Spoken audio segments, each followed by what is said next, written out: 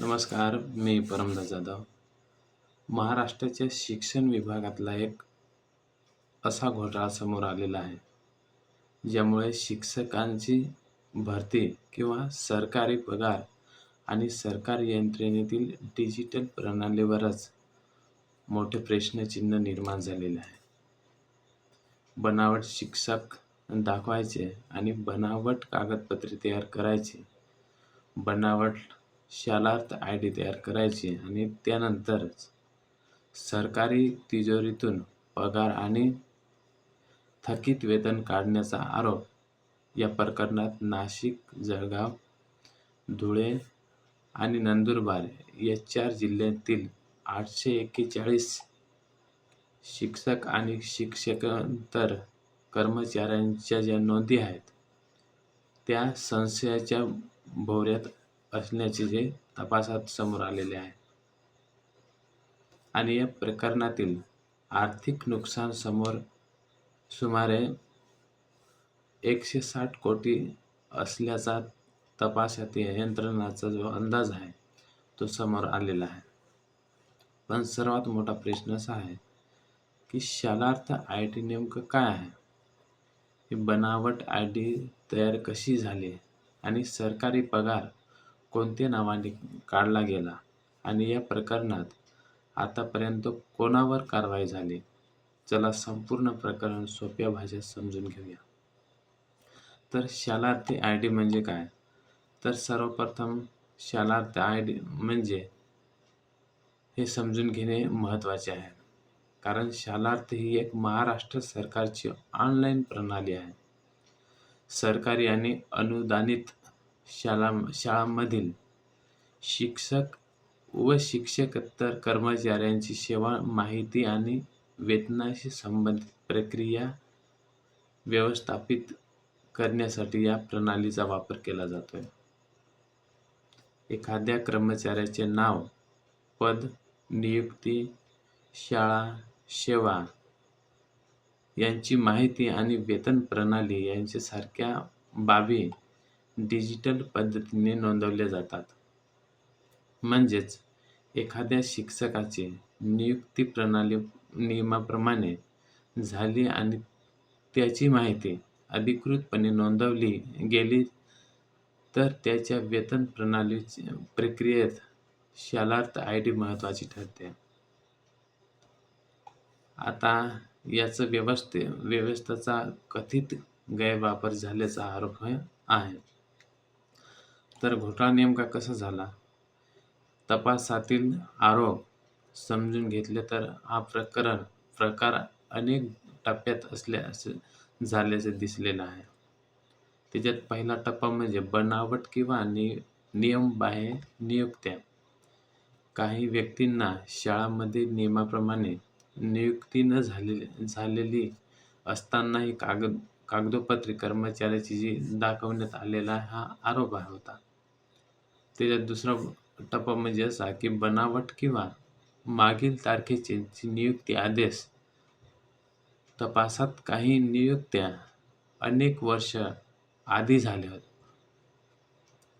झाल्या असल्याचे दाखवण्यासाठी कागदपत्रे तयार करण्यात आल्याचा आरोप आहे. आणि तिसरा टप्पा म्हणजे शालार्थ आय.डी. तयार करणे. या व्यक्तींना सरकारी व्यवस्थेत वैध कर्मचारी असल्यासारखे दाखवण्यासाठी बनावट शालार्थ आय.डी. किंवा आदेश तयार करण्यात आल्याचा आरोप आहे. चौथा टप्पा म्हणजे सरकारी पगार आणि थकीत वेतन.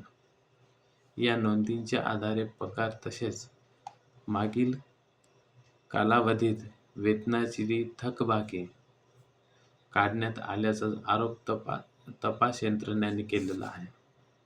म्हणजेच काय? तर बनावट नियुक्ती, बनावट कागदपत्रे, शालार्थ नोंद, पगार मंजुरी, सरकारी तिजोरीवर भार असा या शालार्थ गैरव्यवहाराचा मुख्य पॅटर्न असल्याचे तपासातून समोर आलेले आहे. रुपये 160 कोटीचा आकडा कुठून आला? तर हा मुद्दा अत्यंत महत्त्वाचा आहे. नाशिक शहर पोलिसांच्या तपासानुसार नाशिक, जळगाव, धुळे आणि नंदुरबार या 4 जिल्ह्यांमध्ये 841 शिक्षक आणि शिक्षकेतर कर्मचाऱ्यांना कथित या बेकायदेशीर पद्धतीने मागील तारखेच्या नियुक्त्या देण्यात आल्या आणि त्यानंतर बनावट शाला आदेशाच्या माध्यमातून पगार आणि कथित वेतनाची प्रक्रिया करण्यात आल्याचा आरोप होत आहे आणि त्यामुळे सरकारी तिजोरीचे जे नुकसान आहे ते नुकसान सुमारे 160 कोटी असल्याचे तपास यंत्रणांना समजले. मात्र लक्षात ठेवा, हा न्यायालयाच्या अंतिमतः सिद्ध केलेला घोटाळ्याचा आकडा नाही. हा सध्या तपासातील अंदाज आहे. 841 नोंदी म्हणजेच 841 बनावट शिक्षक. कधीही थोडी काळजीपूर्वक भाषा वापरणे गरजेचे आहे. तपासात 841 शिक्षक आणि कर्मचाऱ्यांच्या नोंदी संशयास्पद आणि कथित बेकायदेशीर नियुक्तींशी संबंधित असल्याचे समोर आलेले आहे. याचा अर्थ असा नाही की 841 व्यक्तींबाबत न्यायालयाचे दोष सिद्ध केले आहेत. तपास यंत्रणा कोणत्या नियुक्त्या खऱ्या, कोणत्या बनावट आणि कोणत्या भूमिका किती आहेत हे तपासात आहे आणि त्यामुळे व्हिडिओमध्ये 841 जण दोषी असे म्हणण्याऐवजी 841 नोंदी तपासाच्या रडारवर किंवा 841 कथित बेकायदेशीर नियुक्त्यांचा तपास असे म्हणणे अधिक योग्य ठरेल. या प्रकरणात माजी शिक्षा क्रांतिकारी शशिकांत हिंगोलीकर यांना जुलै 2026 मध्ये अटक करण्यात आली. पोलिसांच्या म्हणण्यानुसार जळगाव जिल्हा परिषदेच्या शिक्षणाधिकारी पदावर असताना त्यांनी 259 शिक्षक व शिक्षकेतर कर्मचाऱ्यांना अधिकृत प्रस्ताव किंवा आवश्यक कागदपत्रे नसतानाही वैयक्तिक मान्यता दिल्याचा हा आरोप आहे आणि त्यानंतर या प्रकरणात बनावट शालार्थ आयडीस आणि पगाराच्या प्रक्रियेचा संबंध तपासण्यात आला. या प्रकरणातील ताज्या मोठ्या घडामोडींपैकी एक म्हणजे शिक्षक संस्था चालक संजय गरुड यांना एसआयटीने ताब्यात घेतल्याची कारवाई 28 जुलै 2026 रोजी नाशिक पोलिसांनी त्यांना ताब्यात घेतल्याचे वृत्त आहे.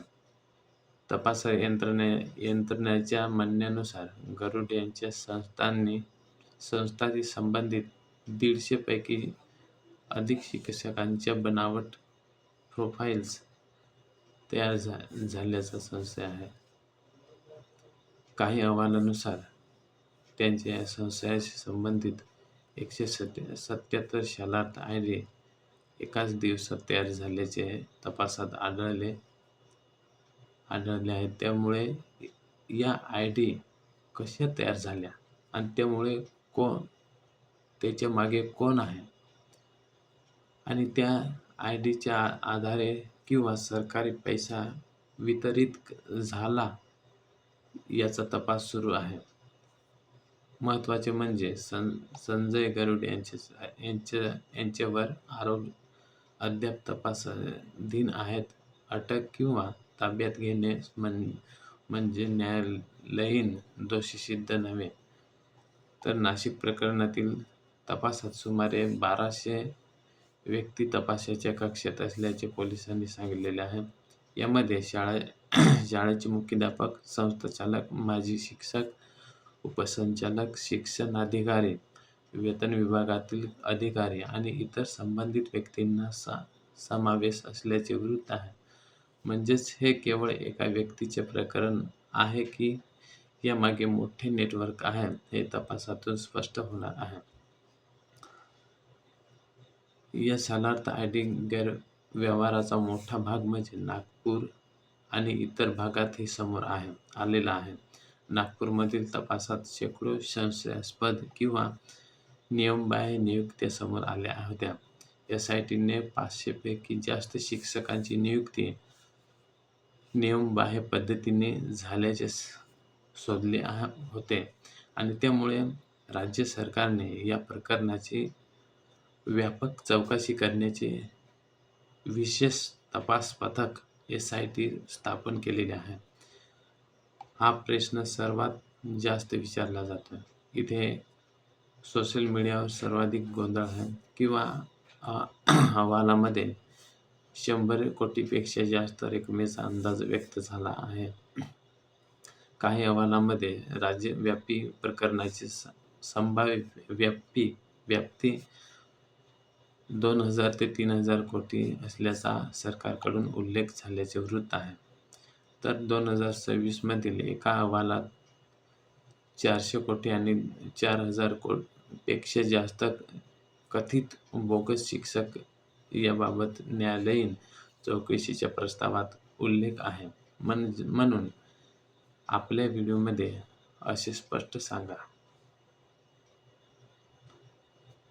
की 160 कोटी हा नाशिक, जळगाव आणि धुळे आणि नंदुरबारशी संबंधित तपासातील अंदाज आहे. संपूर्ण महाराष्ट्रातील शालार्थ प्रकरणे अंतिम आर्थिक व्याप्ती तपासात पूर्ण झाल्यानंतर स्पष्ट होईल. या प्रकरणानंतर शालार्थ आयडी तयार करण्याच्या प्रक्रियेत सुरक्षा वाढवण्यासाठी बदल करण्यात आला आहे. नव्या प्रक्रियेत ओटीपी आधारित पडताळणी आणण्यात आली आहे.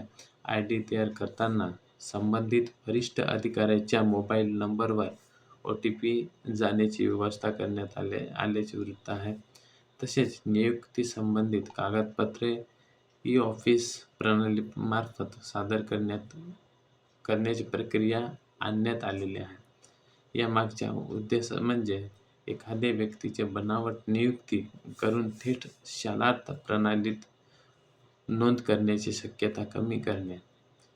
हा केवळ पैशाचा प्रश्न नाही, तर हा प्रश्न आहे सरकारी डिजिटल व्यवस्थेतील सुरक्षा किती मजबूत आहे. जर एखादी व्यक्ती प्रत्यक्षात प्रणालीमध्ये किंवा नियमाप्रमाणे नियुक्ती झालेली नसेल, तरी तिची नावावर सरकारी पगाराची प्रक्रिया सुरू झाली असेल तर नियुक्ती प्रणाली पगारापर्यंत अनेक स्तरावर पडताळणी कुठे झाली आणि जर कागदपत्रे बनावट असतील तर ती मंजूर कशी झाली याचे प्रश्नाचे उत्तर तपास यंत्रणेला शोधायचे आहेत. या प्रकरणात एक गोष्ट विशेष महत्त्वाची आहे, ते सर्व शिक्षकांकडे संशयाने पाहणे योग्य नाही. राज्यात हजारो प्रामाणिक शिक्षक आपले काम करत आहेत. घोटाळ्यात ज्यांची नावे तपासात आली आहेत आणि त्याबाबत पुरावा तपास आणि न्यायालयीन प्रक्रियेचे पूर्ण होण्यापूर्वी अंतिम निष्कर्ष काढणे योग्य नाही. खरा दोषी कोण आहे आणि निर्दोष कोण आहे हे तपास आणि न्यायालय ठरवेल. तर आता या संपूर्ण प्रकरणात सर्वात मोठा प्रश्न कोणता, तर बनावट शालार्थ आयडी नेमक्या कोणत्या लॉगिनमधून तयार झाल्या, बनावट नियुक्ती आदेशांना मंजूरी कशी मिळाली आणि पगार आणि थकीत वेतनाची रक्कम नेमकी कुठे गेली. या नेटवर्कमध्ये आणखी किती शाळा आणि संस्थांचा सहभाग आहे आणि सरकारी तिजोरीवर गेलेला पैसा परत मिळणार का? या सर्व प्रश्नांची उत्तरे एसआयटी आणि पोलिसांच्या पुढील तपासातून समोर येतील. बनावट आयडी प्रकरण हे केवळ शिक्षक विभागातील कथित गैरव्यवहार नाही, तर हे उदाहरण आहे की डिजिटल प्रणालीमध्ये एक चुकीची नोंद झाली तर तिचा परिणाम थेट सरकारी तिजोरीवर होऊ शकतो. नाशिकसह 4 जिल्ह्यांमध्ये 841 संशयास्पद कथित बेकायदेशीर नोंदी समोर सुमारे 160 कोटी रुपयांच्या नुकसानीचा हा तपासातील अंदाज आणि सुमारे 1200 जण तपासाच्या कक्षेत असल्याची माहिती समोर आलेली आहे. 28/2026 जुलै शिक्षण संस्थाचालक संजय गरुड यांच्यावर झालेल्या कारवाईचा या तपासाला आणखी महत्त्वाचं वळण देणारी ठरलेली आहे. पण लक्षात ठेवा, आरोप म्हणजे दोष सिद्ध होणे नाही, तर तपास पूर्ण होऊ द्या आणि पुरावे समोर येऊ द्या आणि न्यायालयीन प्रणाली पूर्ण होऊ द्या. अशाच महाराष्ट्रातील सत्य आणि तपासलेल्या बातम्यांसाठी चॅनल सबस्क्राईब करा आणि व्हिडिओ आवडला असेल तर लाईक करा, शेअर करा आणि ही माहिती जास्तीत जास्त लोकांपर्यंत पोहोचवण्यासाठी शेअर करा. धन्यवाद.